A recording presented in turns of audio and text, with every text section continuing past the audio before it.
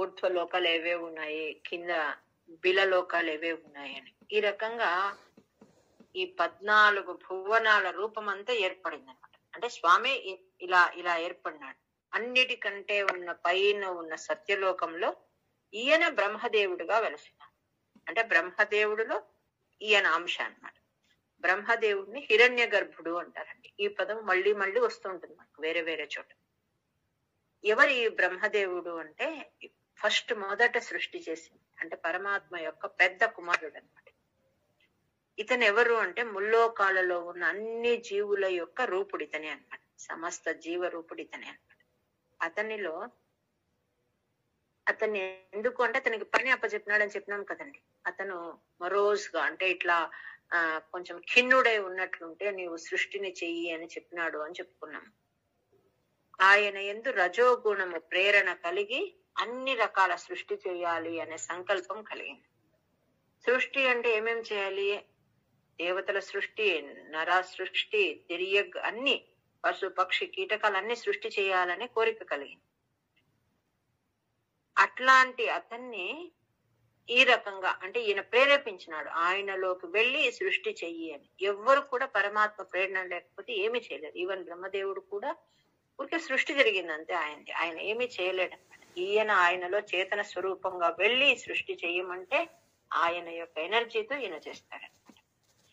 శంసంతి అంటే అంటారు అని. ఏమంటారు? హిరణ్య గర్భుడు అని అంటారు అని. యం శంసంతి అంటే శంసంతి అంటే అంటారు అని. స్ఫీత రజు అన్నారు చూడండి. అంటే ఈ రజోగుణ వికారాలు అవన్నీ ప్రవృద్ధమైనప్పుడు సృష్టి జరుగుతుంది. శిశృక్ష అంటే సృష్టి, పరమాత్మకు సృష్టి చేయాలనే కోరికను శిశృక్ష అంటారు. ఈ రకంగా సృష్టి చేయాలనే కోరికను ఆయనలో కలుగ చేస్తాడు. ఎలా చేస్తాడు సృష్టి అని తర్వాత చెప్తాడు. ఏవం దేవ చతుర్దశాత్మక జగద్రూపేణ జాతః పునః తస్యోర్ధ్వం ఖలు సత్యలోక నిలయే జాతోసి ధాతా స్వయం యం శంసంతి హిరణ్య గర్భమఖిల త్రైలోక్య జీవాత్మకం యో భూస్ఫీత రజో వికార వికసన్ నానాసి సృక్షారసః. నా కింద నాకు దీర్ఘము, నా కింద ఒక నావత్తుందండి. అంటే అక్కడ 3 నాలు ఉన్నాయి. వికసన్ ఒకటైపోయా, నానాసి సృక్షారసః ఇంకొకసారి నానా అలా చెప్పాలి. చెప్పండి. కానీ ఏం చేయాలో తెలియలేదండి. ఎలా చేయాలో తెలియదు. విశ్వ సృష్టిని ఎలా చేయాలో తెలియక ఆలోచిస్తూ ఉన్నాడు అనమాట. ఇంకా అప్పుడు ఏం చేస్తున్నాడంటే ఏమి తెలియకపోయినా ఏది కావాలన్నా తపస్సే అనమాట దానికి కారణం. మనం ఇప్పుడు ఒకటి నేర్చుకుంటున్నామంటే తపస్సు. తెల్లవారు లేచి మనము ఆ నారాయణ తత్వాన్ని తెలుసుకోవాలని మనకి ఎంత అర్థమైతే అంత ఫస్ట్ ప్రయత్నం అంటూ చేస్తే పరమాత్మ ముందుకు నడిపిస్తాడు. ఒక స్టూడెంట్ ఏం చేయాలి అంటే డిసిప్లైన్ గా తను ఏది వినాలో, ఏ పుస్తకము ఫాలో కావాలో దాని పట్లే మనసు పెట్టి ఆ చెప్పే గురువు మాటని వింటూ చేసేది తపస్సు. ఒక ఉద్యోగి ఉదయం నుంచి ఆ ఫిక్స్డ్ టైంలో ఆయనకి ఏ ఉద్యోగ బాధ్యత అప్పచెప్పబడిందో ఆ ఉద్యోగం చేయడం అతని తపస్సు అన్నమాట. అట్లా ఏ పని చేసినా ఏకాగ్రతతో చేయాలి. ఆ బ్రహ్మదేవుడికి ఏం చేయాలో తోచినప్పుడు ఏం చేసినాడు? ఆయన పరమాత్మ గురించి తపస్సు చేసే మొదలు పెట్టినాడండి. అంటే నాకు ఎలా చెయ్యాలో నీవే నాకు మార్గదర్శకం చెయ్యి అని. అలా ఆయన ఆలోచిస్తూ కూర్చుంటే ఆయన ఒక ఆకాశవాణి వినపడిందండి. ఏం చెయ్యాలో దిక్కు తోచినప్పుడు ఆయనకు తప అని ఒక ఆకాశవాణి వినపడింది. ఆ తప అని వినపడేటప్పుడు అతను ఓహో నేను తపస్సు చేస్తే నాకు ఈ శక్తి వస్తుందని తెలిసి ఆయన తపస్సు చేయడానికి మొదలు పెట్టినాడు. అది ఎలా వినిపించింది ఆ ప్రేరణ అంటే ఆకాశవాణి ద్వారా అతనికి వినిపించింది అనమాట. వాణి మేనమ శిశ్రవ. వాణి అంటే ఆకాశవాణి. తపస్సుకు ప్రేరణగా చెవులకు ఇంపుగా వినపడిందటండి ఆయన. దాంతో ఆయన తపస్సు చేయడానికి కూర్చున్నాడు. సోయం విశ్వ విసర్గ దత్త హృదయ సంపశ్యమాన స్వయం బోధం ఖల్వనవాప్య విశ్వ విషయం చింతాకులస్తస్థివాన్ తావత్వ త్వం జగతాం పతే తపతపేత్యేవం హి వైహాయసీం వాణీమేనమశిశ్రవశ్రుతి సుఖాం కుర్వంస్తపః ప్రేరణాం. అశిశ్రవ అంటే వినిపించింది. ఎలా మధురంగా వినిపించిందట, ఈ పని చేయని తపస్సు చెయ్యి, మీరు మ్యూట్లో పెట్టుకుంది. ఎప్పుడైతే తప తప అని వినపడిందో ఆయన అంత జలమయంగా ఉండే ఆ చుట్టూ అంతా చూస్తున్నాడు. ఎక్కడి నుంచి వస్తుంది ఇది, ఎక్కడ ఏమీ కనపడలేదు. దిక్షు ద్వీక్ష్య అంటే అన్ని దిక్కుల్లోనూ పైకి కిందికి వెనక ముందు అంతా చూశాడు. అప్పుడే ఆయనకు 4 తలలు వచ్చినాయి అని చెప్పుకున్నాం ఆల్రెడీ విషయాన్ని. అన్ని చోట్ల చూస్తే ఈ మాట ఎక్కడి నుంచి వినపడింది అని చూస్తే ఏమీ కనిపించలేదు. దాన్ని ఆయన తపస్సు చేయడానికి కూర్చున్నాడు. 1000 దివ్య సంవత్సరాలు తపస్సు చేసినాడటండి, పరమాత్మను ఆరాధించినాడు. దానివల్ల ఆయన తపస్సుకు అంటే నేనెవరు, నా పని ఏమి, నేను ఎందుకు వచ్చినానని ఆయన ఆలోచించినాడు. అంటే పరమాత్మ నన్ను ఎందుకు సృష్టించినాడని ఆలోచించి ఆ కార్యక్రమంలో మార్గదర్శనాని కోసం తపస్సు చేసినాడు. ఆ పనికి పరమాత్మ సంతుష్టుడైనాడు. అయి తను ఉండే ఆ వైకుంఠాన్ని చూపించినాడు. ఆ వైకుంఠం స్వనిలయం అంటే నీ నిలయమైన ఆ వైకుంఠాన్ని చూపించినావు. అది ఎలా ఉంది అంటే అత్యద్భుతంగా ఉంది. భాగవతంలో ఈ వైకుంఠ వర్ణన అని ఒక చాప్టర్ ఉందండి. మీ దగ్గర భాగవతం పుస్తకం ఉంటే తీసి చదవండి. చాలా అంటే చాలా బాగుంటుంది. అది వైకుంఠ వర్ణన అంటారు. కోసౌ మామవదత్ పుమానితి జలా పూర్ణే జగన్మండలే దిక్షు ద్వీక్ష్య కిమప్యనీక్షితవతా వాక్యార్థముత్పశ్యత దివ్యం వర్ష సహస్రమాత్త తపసా తేన త్వమారాధితః తస్మై దర్శితవానసి స్వనిలయం వైకుంఠమేకాద్భుతం. ఆ వైకుంఠ దర్శనాన్ని చేయించినాడు పరమాత్మ దేవుడికి. ఆ వైకుంఠం ఎలా ఉంటుంది అని ఇక్కడ చెప్తున్నారండి. దానికి జయము జయము అని చెప్తున్నారు. దేనికి? వైకుంఠానికి, వైకుంఠ ధామానికి జయము అని చెప్తున్నారు. 14 భువనాల పైన ఉన్నది. అక్కడ మాయ తన ప్రభావాన్ని ఎప్పుడు చూపలేనటువంటి ప్రదేశం అది. ఈ జగములన్నిటికీ బయట అతీతంగా వెలుగుతూ ఉండది అని చెప్తున్నారు. ఆ వైకుంఠ వర్ణన చేస్తున్నారు. అక్కడ శోకం ఉండదట, క్రోధం ఉండదట, మోహం ఉండదట, మరణ భావాలు ఉండదట. ఇవేవి ఆ వైకుంఠంలో ఉండదు. ఎప్పుడు సాంద్రానంద జరి, జరి అంటే ప్రవాహం, ఆనంద ప్రవాహమే ఉంటుంది. అది ఎట్లాంటిది అంటే సూర్యుడు లాంటి వాళ్లకు కూడా వెలుగునిచ్చే అట్లాంటి జ్యోతి స్వరూపం అది. నీ వైకుంఠ రూపము, నీ నిలయము ఎంత గొప్పది, దానికి జయమగుగాక అని చెప్తున్నారు. మాయా యత్ర కదాపి నో వికురుతే భాతే జగద్భ్యో బహిః శోక క్రోధ విమోహ సాధ్వ సముఖా భావాస్తు దూరంగతాః సాంద్రానందఝరీ చ యత్ర పరమజ్యోతిః ప్రకాశాత్మకే తత్తే ధామ విభావితం విజయతే వైకుంఠ రూపం విభో అని దాని గురించి చెప్తున్నారండి. అక్కడ ఉండే వాళ్ళతో ఎలా ఉన్నారట? 4 భుజాలతో ఉన్నారట. ఇంద్రనీలమణి కాంతి విగ్రహాలలాగా ఉన్నారటండి వాళ్ళు. అన్ని దిక్కులన్నీ కూడా వాళ్ళ వల్ల ప్రకాశం పొందుతున్నాయా అన్నట్టు ఉన్నారట. ఇంకా అక్కడ ఉండే భవనాలు ఎట్లా ఉన్నాయి అంటే విమాన ఆలయాల్లాగా ఉన్నాయట. అంటే ఆ శిఖరాలన్నీ అలా ఉన్నాయట. ఇంకా అక్కడ నిరస్త సర్వ శమలం, అట్లాంటి తత్తే ధామ అంటే అలాంటి నీ పరంధామంలో ఏ విధమైన తాపము ఉండదు అని చెప్తున్నారు. నిరస్త సర్వ శమలం అంటే సర్వ విధములైన తాపములు అన్ని అణిచివేసే అట్లాంటిది అది. దానికి జయము కలుగుగాక. దేనికి? నీ వైకుంఠ రూపానికి. అది విశిష్టమైన స్థానము. అక్కడ ఉన్న వాళ్ళంతా ఎలా ఉన్నారు అంటే వాళ్లే పరమాత్మలా అన్నంత అంత వెలుగుతో ప్రకాశమానంగా ఉన్నారు. వాళ్ళు ఉండే ప్రదేశాలు ఎట్లా ఉన్నాయి అంటే విమాన గోపురాలు కలిగి ఉన్నాయట. ఎందుకు ఇట్లా ఉంది వీళ్ళంతా ఇట్లా అంటే, భక్తితో నీ పదాన్ని చేరుకున్నారు, నీ ఉన్నత పదాన్ని చేరి వాళ్ళంత ప్రకాశమానంగా ఉన్నారు, అక్కడ ఇంకా ఏ విధమైన తాపాలు ఉండవు, అలాంటి నీ వైకుంఠ రూపానికి జయము కలుగు కాక అని చెప్తున్నారు. యస్మిన్నామ చతుర్భుజా హరిమణి శ్యామా వదా తత్విషః నానాభూషణ రత్న దీపిత దిశో రాజద్విమానాలయాః భక్తి ప్రాప్త తథా విధోన్నత పదా దివ్యంతి దివ్యా జనాః తత్తే ధామ నిరస్త సర్వశమలం వైకుంఠ రూపం జయేత్. 8 అని ఉంది చూడండి నెక్స్ట్ పేజీలో. అక్కడ ఏముంది, తృతీయ స్కంద పరిచ్ఛేదము అని ఉందండి. అట్లా భాగవతంలో ఎక్కడ విషయాలు ఇక్కడ చెప్తున్నారు అని రాస్తున్నారు. ఇండెక్స్ తీయండి ఒకసారి. ఈ పుస్తకంలో ఉన్న ఇండెక్స్ ఉంటుంది కదా, అంటే మొదటి పేజీలలో తీసినప్పుడు మొదటి 3 దశకాలు భగవన్ మహిమ, భగవద్ రూప భక్తి మహత్వము, భక్తి స్వరూప వర్ణనం, ఇవి 3 ప్రథమ స్కందం అన్నమాట. నెక్స్ట్ ఇవి ద్వితీయ స్కంద పరిచ్ఛేదము అనండి, 4, 5, 6, 7.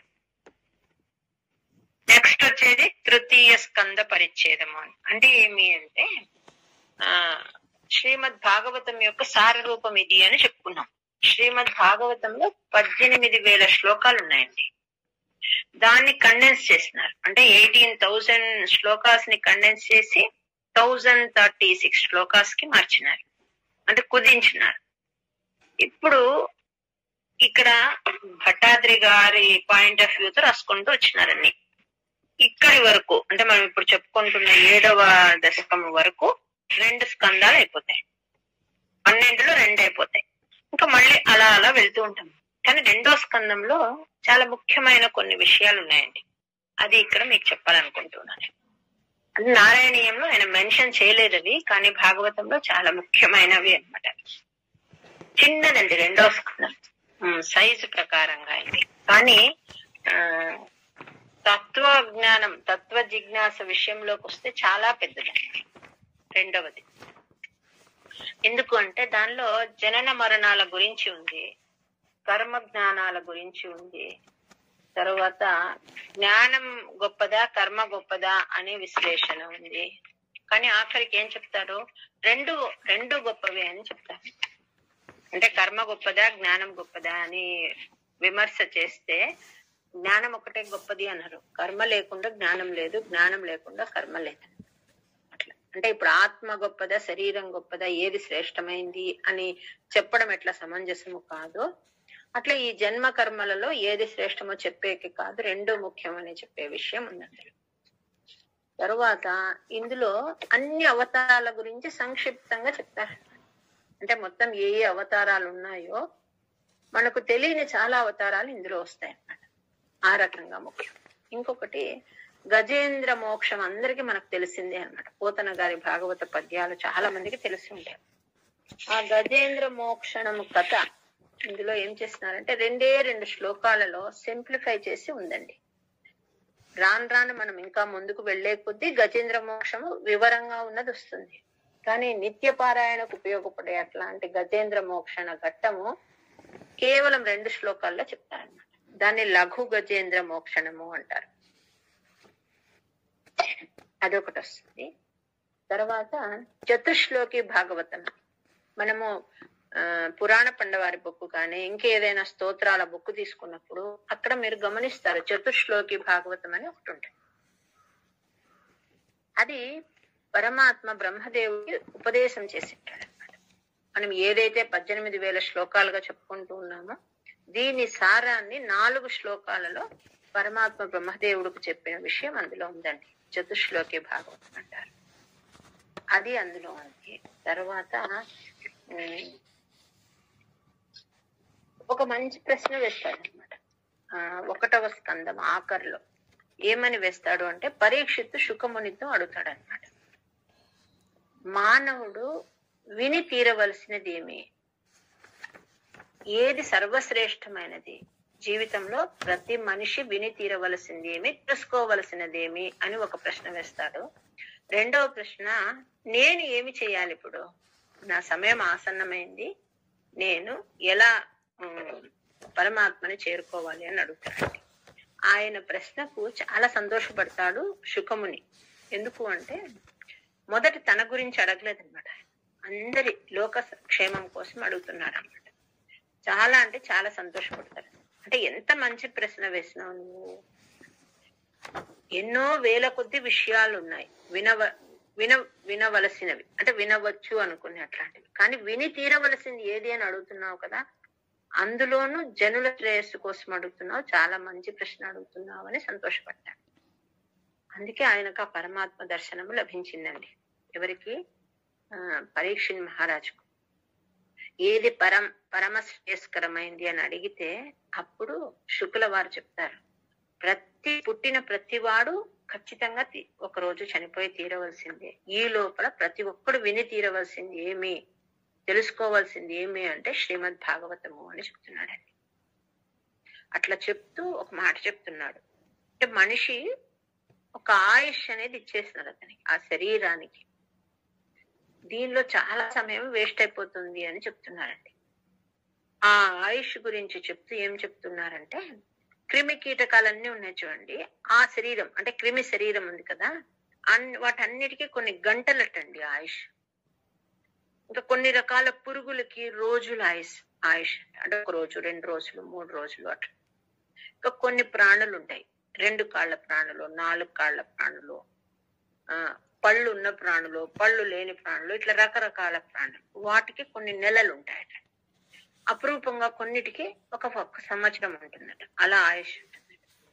పిల్లి ఇట్లాంటివి ఉంటాయి కదా, పిల్లి, కుక్క, వాటికంతా కూడా మాక్సిమం ఏం చేస్తారంటే మాక్సిమం 10 ఏళ్ళటండి. పిల్లికైతే ఒక 10 లోపల, కుక్కకైతే ఒక 16 years లోపల అట్లా. ఇంకా ఈ పశువులు ఉంటాయి కదా, వీటికంతా మాక్సిమం లిమిట్ 24 అంటండి. అలా అలా చెప్పుకుంటూ వచ్చినారనమాట. కానీ ఏనుగుకు మనిషికి మాత్రము 120 సంవత్సరాల ఆయుష్ ఉందటండి. పెద్ద జంతువైన ఏనుగుకు మనిషికి 120 సంవత్సరాల ఆయుష్ ఉందటండి. ఈ విషయాలన్నీ అక్కడ చెప్తారనమాట. చెప్తూ శతాయుహు అంటారు, అంటే 100 ఏళ్ళ. ఈ 120 సంవత్సరాలనున్న 120 బతికే వాళ్ళు తక్కువ, శతాయుహు అని 100 ఏళ్ళు బతుకుతారు. అంటే ఎలాగా అట్లా శతాయుహు అనేది వచ్చింది అంటే, ప్రాణాయామాదులు అనేటివి లేకుండా సామాన్య స్థితిలో మనిషి జీవిస్తే అతని ఆయుష్ వచ్చి 100 ఏళ్ళు. ఇంకే శతమానం భవతి శతాయుః పురుష అని వేద ప్రమాణం. మనిషి శరీరానికి ఇచ్చిన ఆయుష్ ఈ రకంగా. ఇందులో నిద్రలో సగం ఆయుష్ అయిపోతుందటండి. మనం ఆ 100 ఏళ్లలో 50 ఏళ్ళు అయిపోతుంది. ఇంకా సగము అర్థ సంపాదనకు వెళ్ళిపోతుందట. అర్థ సంపాదన అంటే ధనార్జన. ఇందులో ఆత్మోద్ధరణ కోసం ఉపయోగించే సమయం అసలు లేదటండి మనకు. శుకుల వారే చెప్తున్నారు. ఎందుకు అంటే ఇప్పటి కాలానికి మనం దాన్ని తీసుకుంటే చదువు అనుకోండి, చదువు ఊరికి ఏదో ఒక చదువు చదువుకోము. ఫలానా ఉద్యోగం కావాలి, ఇంత సంపాదన వచ్చేలాంటి ఉద్యోగం కావాలని ఆ చదువు కోసం మనము మన సమయాన్ని వెచ్చిస్తున్నాం. అది కూడా అర్థ సంపాదనే అన్నమాట. అర్థేతయ అంటారు. అంటే ఆ మిగిలిన సమయాన్ని ఎట్లా అంటే ఉద్యోగం కోసం, ఉద్యోగానికి సరిపడా చదువుకొని ఉంటే మంచి ఉద్యోగం వస్తుంది, మంచి జాబ్ వస్తుందని ఇట్లా. ఇందులో ఏ కొంచెం సమయం కూడా ఆత్మోద్ధరణకు లేక పరాత్మ ఉద్ధరణ కోసం అసలు ఉపయోగించమటండి. అంటే తన కుటుంబ శ్రేయస్సు కోసమే ఉపయోగిస్తాడట. కుటుంబ శ్రేయస్సు అంటే భార్య బిడ్డలు, తన వాళ్ళు అనుకున్న వాళ్ళకు, అంటే వాళ్ళ సుఖంగా ఉంటే ఈయన సుఖమని ఫీల్ అవుతాడటండి. అంటే వాళ్ళ పైన అభిమాన కారణంగా వాడు అలా తన జీవితాన్ని వెచ్చిస్తాడట. కానీ లోపల ఉన్న ఆత్మకి ఈ విషయాలతో ఎలాంటి సంబంధం ఉండదటండి. దానికి కావలసిన ఆహారం వేరే అట. దానికోసం అస్సలు మనిషి ప్రయత్నం చేయడట. ఇలా సమయం అంతా అయిపోతుంది, మళ్ళీ తిరిగి ఈ జనన మరణ చక్రంలో పడిపోతూ ఉంటాడు అని చెప్తూ భాగవతము శ్రవణం చేయాలి, ఆ పరమాత్మ తత్వాన్ని తెలుసుకోవాలి అని చెప్తాడండి. అంటే మనిషి ఆయుష్ గురించి చెప్తూ ఈ విషయం చెప్తాడు. ఈ ఇది ఒక పాయింట్ ఇక్కడ. ఇంకొకటి ఎందుకు ఇది చెప్పినాడు అంటే, గొప్ప సాధన ఏమి మనిషికి అంటే జ్ఞాన సముపార్జన. ఎంత బాగా మనం తెలుసుకుంటూ పోతామో పరమాత్మ గురించి అంతగా మన మనసులో భక్తి దృఢమైతుంది. జ్ఞానమూలాహి భక్తి అంటారు. ఎట్లొస్తుంది భక్తి అంటే జ్ఞానం వల్లే వస్తుంది. మనకు తెలుసుకుంటే ఆయన యొక్క తత్వము, ఆయన అవతార విశేషాలు, ఆయన కరుణ అంతా తెలుసుకుంటే, భక్తుల గురించి, ఆ భక్తుల పట్ల ఆయన చూపించిన విశేషమైన ప్రేమ తెలుసుకునే కొద్దీ మన మనసులో కూడా అట్లాంటి ప్రేమ వస్తుంది అని చెప్తున్నారు. ఇవంతా వస్తాయండి ద్వితీయ స్కందం. ఇంకా చతుశ్లోకి భాగవతం అనేది ఎట్లాంటిది అంటే, ఈయన సృష్టి చేయమన్నప్పుడు బ్రహ్మదేవుడు చెప్తాడనమాట, ఆయన్ని స్తుతిస్తాడు అని చెప్పుకున్నాం. స్తుతించినప్పుడు చెప్తున్నాడు, ఇదంతా సృష్టి చెయ్యాలి అంటే నాకు అహంకారం రాకుండా చూడమని చెప్తున్నాడండి. నేను కదా అంతా సృష్టి చేస్తున్నాను, ఈ సృష్టి అంతా నాది అనే అహంకారం నాకు రాకుండా చూడమని వరమిమ్మని అడుగుతున్నాడు. ఇంకోటి ఏమడుగుతున్నాడు, సృష్టించిన తరువాత నేను సృష్టించిన వాళ్ళు వీళ్ళంతా నా వాళ్ళు అనే మమకారము నాకు ఈ సృష్టి పట్ల రాకుండా ఉండేటట్లు చేయమని ఈ 2 వరాలు ఇమ్మని అడుగుతాడండి. అప్పుడు పరమాత్మ చెప్పేదే ఈ చతుశ్లోకి భాగవతం అంట. ఏం చెప్తాడు ఇంతకు ఇందులో అంటే, ఫస్ట్ నేనే ఉన్నాను, ఎవ్వరు లేరు, సృష్టి మొదటిలో ఎవ్వరు లేరు, నేను ఒక్కనే ఉన్నాను, నేనే సృష్టించాలనుకుని, అంటే అనేకము కావాలనుకుని ఈ సృష్టిని మొదలు పెట్టినాను. మధ్యలో నా ఉదరం నుంచి అందరూ బయటకు వచ్చినారు, అలా అలా అలా అలా వచ్చారు. మళ్ళీ వాళ్లకు ఏ పని అయితే కర్మ ఉందో అది చేసుకుని మళ్ళీ తిరిగి నాలోకి వచ్చేసినారు. ఆఖరిన కూడా మళ్ళీ ఎవ్వరు లేరు, నేను ఒక్కనే ఉన్నాను. ఈ విషయం గుర్తుపెట్టుకున్నావు అనుకో, అంటే నీ పైన నేనున్నాను, నువ్వేమీ చెయ్యట్లేదనే మాటని నువ్వు ఎప్పటికీ గుర్తుపెట్టుకుంటే నీకు ఇంకా అహంకారం కలగదు అని చెప్తాడండి. అది మనకు కూడా వర్తిస్తుంది అనమాట. మనం కూడా ఈ చతుశ్లోకి భాగవతాన్ని అర్థం చేసుకుంటే నేను చేస్తున్నా అనే భావం వెళ్ళిపోతుంది. ఇంకొకటి ఏం చెప్తాడంటే,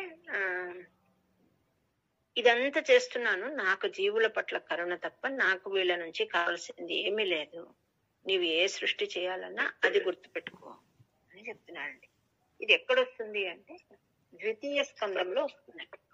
భాగవతం ద్వితీయ స్కందంలో 32 నుంచి 36 ఏళ్ళు వస్తుందండి శ్లోకాలలో.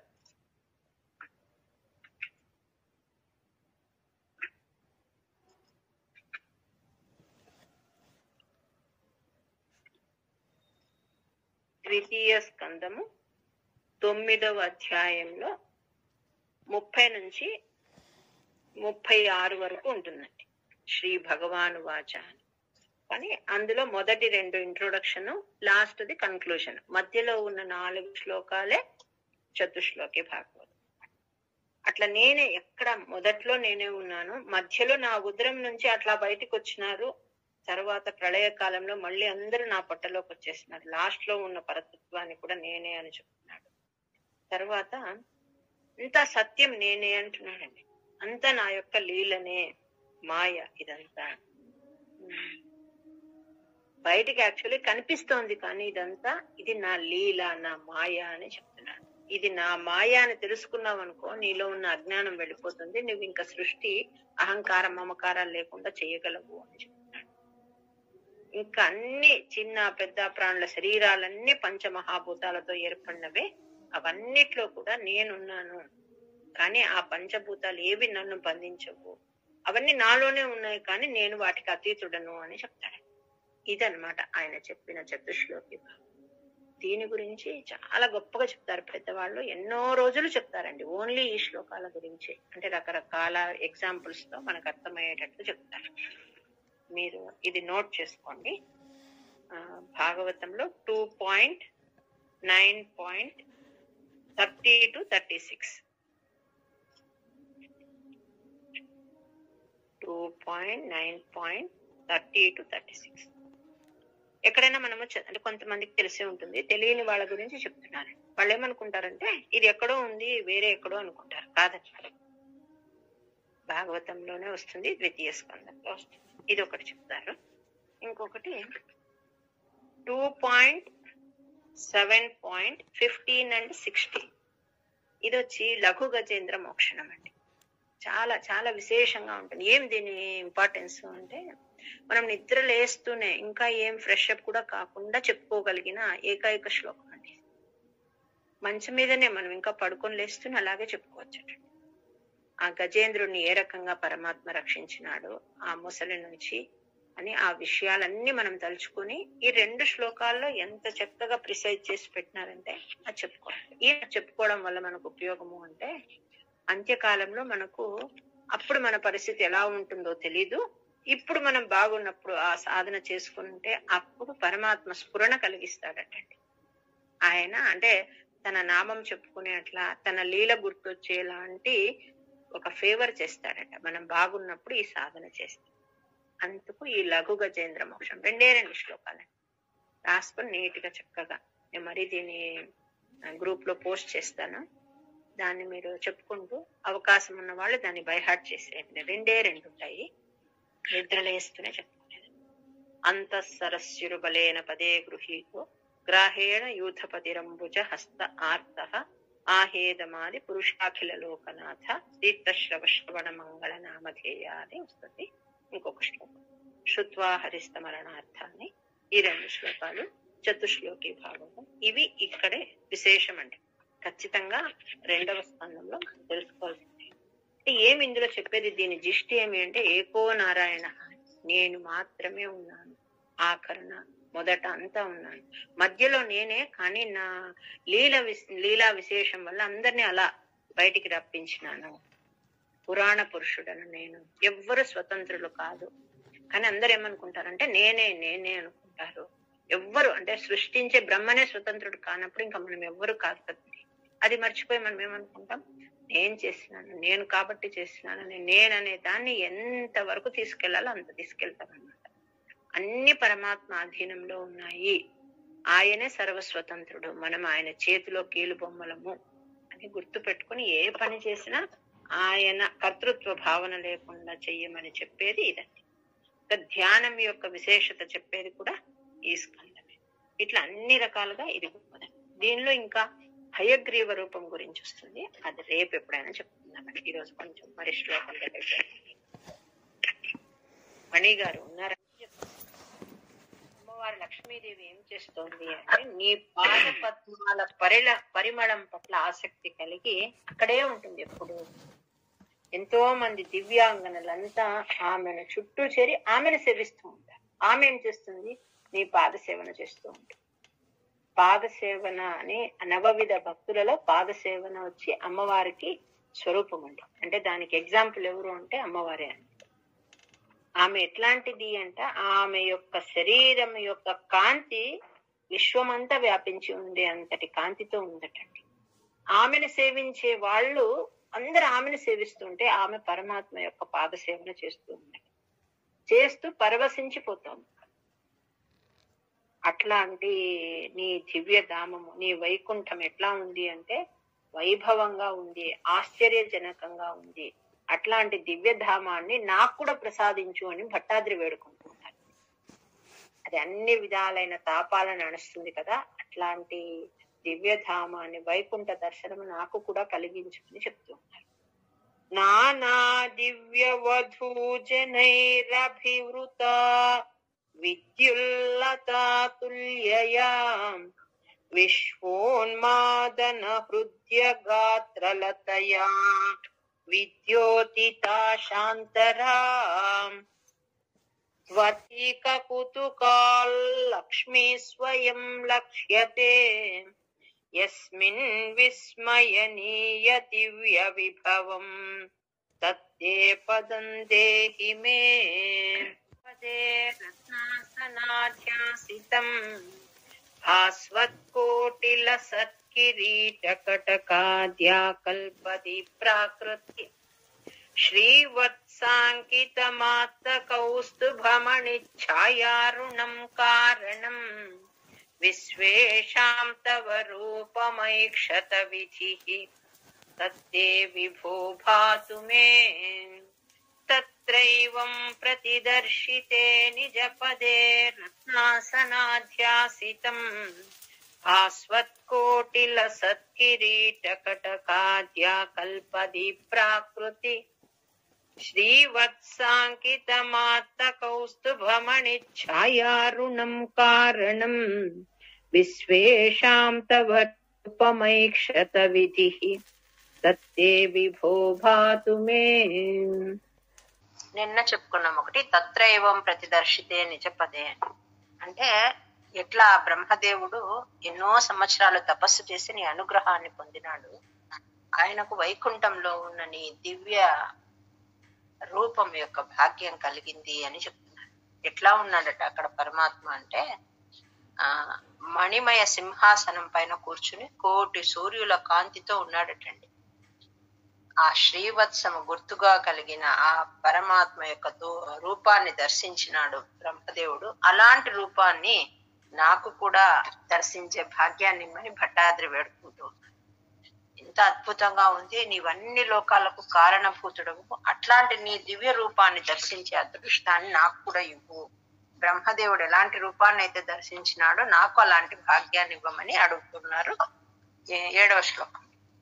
8వ శ్లోకంలో చెప్తున్నారు ఎట్లా ఉంది అంటే అంతా ఆయన యొక్క రూపాన్ని వర్ణిస్తూ ఉన్నారండి. ఇక్కడ నీ రూపము బ్రహ్మదేవుడికి చాలా ఆనందం కలిగించింది, అట్లాంటి నీ దివ్య రూప దర్శన ప్రభావం వల్ల నా వ్యాధులన్నీ తొలగిపోగాక అని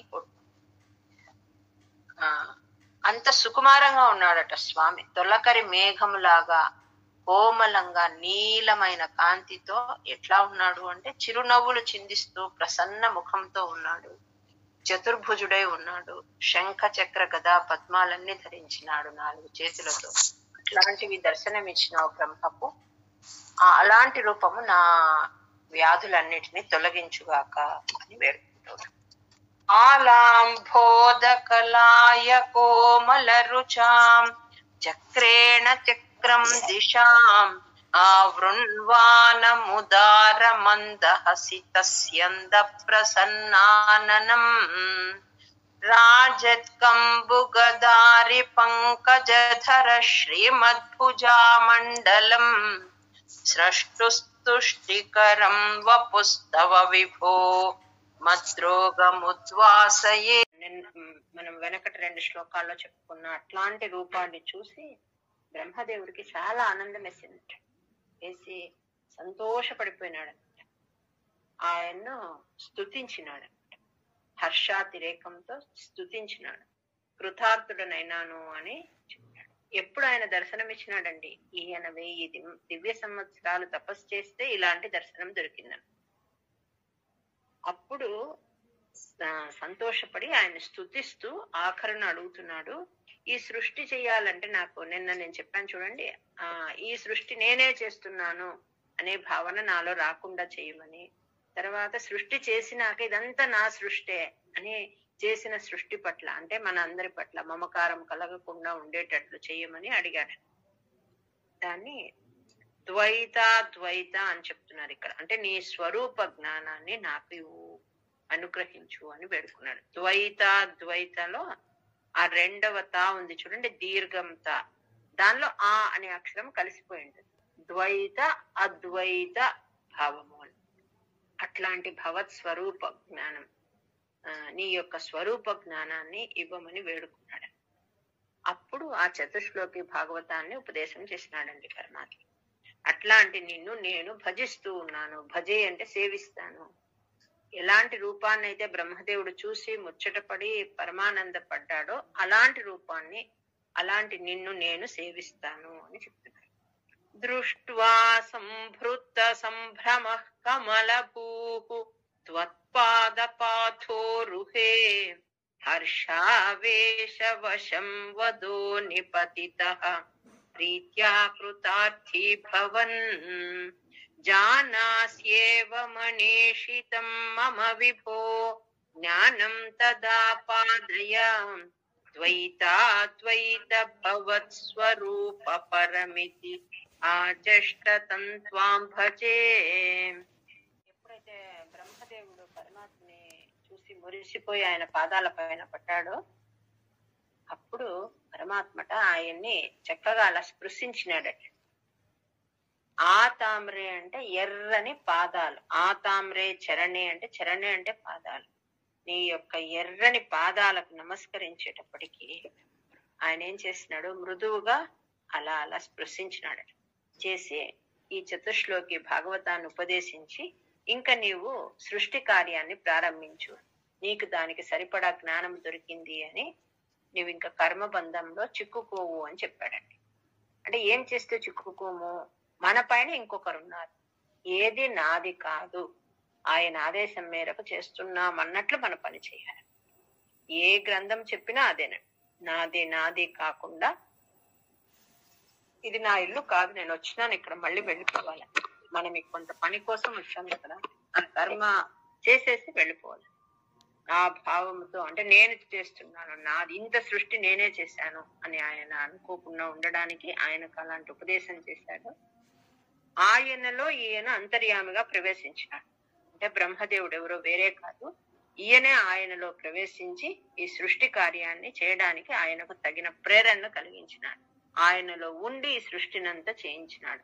అట్లాంటి నువ్వు నాకు ఆరోగ్యాన్ని కలిగించు అని కోరుకుంటున్నాను. ఉల్లాఘతం అంటే ఆరోగ్యాన్ని, ఉల్లాసయ అంటే చక్కగా కలిగించు అని.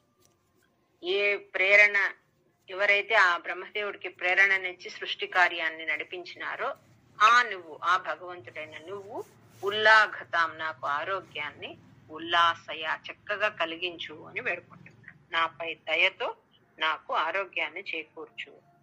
ఆ తామ్రే చరణే వినమ్రమథతం హస్తేన హస్తే స్పృశన్ బోధస్తే భవితాన సర్గ విధిభిః బంధోపి సంజాయతే ఇత్యాభాష్య గిరం ప్రతోష్య నితరాం సచ్చిత్త గూఢ స్వయం సృష్టౌ తం సముదైరయః స భగవన్ ఉల్లాసయోల్లాఘతాం.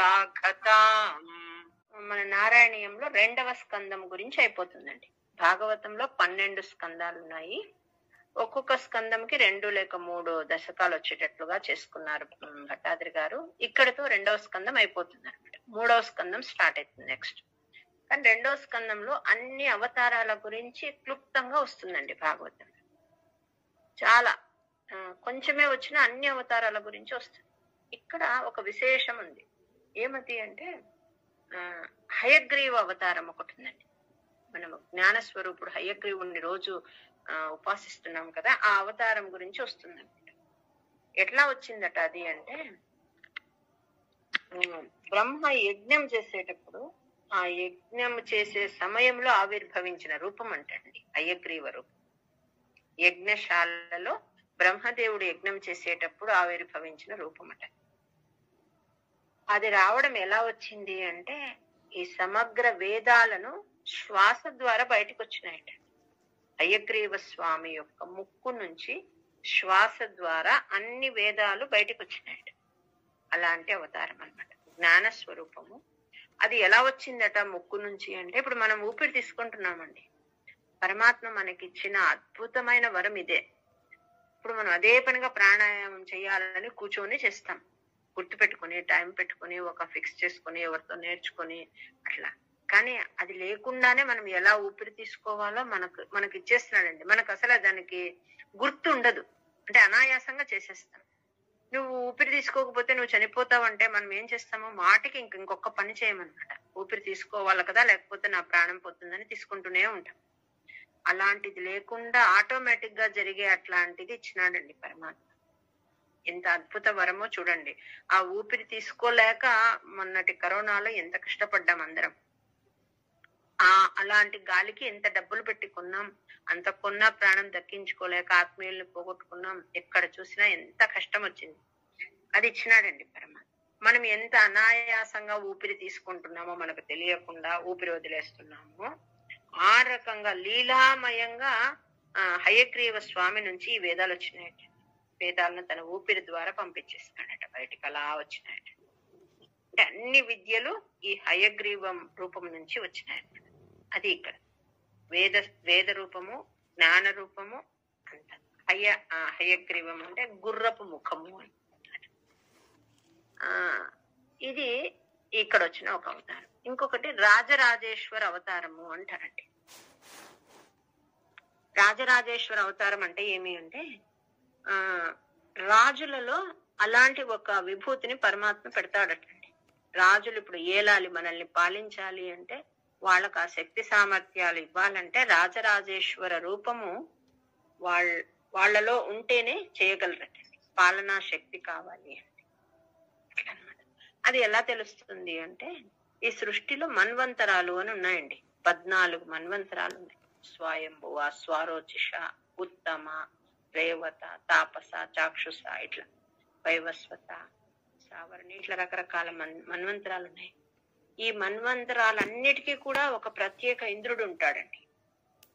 ఇంద్రుడు అంటే పేరు కాదు, అది ఒక పదవి.